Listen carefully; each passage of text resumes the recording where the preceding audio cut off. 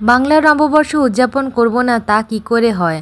বাঙালি বলে কথা, ভোজন রসিক না হলে হয়? প্রথমেই বাঙালির প্রিয় খাবার মিষ্টি, সাথে মিষ্টি দই দিয়ে সকালের শুরুটা করলাম।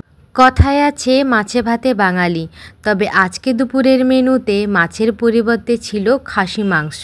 রান্নাটা হয়েছে একদম লাল লাল আর ঝাল ঝাল, খেতে হয়েছিল ভীষণ টেস্টি আর খুব সফট। দুপুরের খাওয়া দাওয়ার পর বিকেলে ছিল একদম লাল আর মিষ্টি তরমুজ।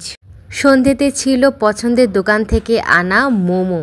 এটা হলো চিকেন চিজ স্টিম মোমো, 5 পিসের দাম 60 টাকা। খেতে ভীষণ টেস্টি হয় এবং খুব সফট হয়।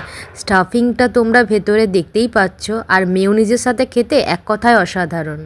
স্যুপের থিকনেসটাও খুব গাঢ় হয়, sweet corn, chicken, enough vegetable থাকে। শেষে ছিল প্যান ফ্রাইড চিকেন মোমো, একদম জুসি আর স্পাইসি। তবে আমার কাছে প্যান ফ্রাইড চিকেন মোমো থেকে স্টিম মোমোই খেতে বেশি ভালো লাগে। তোমাদের কোনটা ভালো লাগে কমেন্টে জানাও।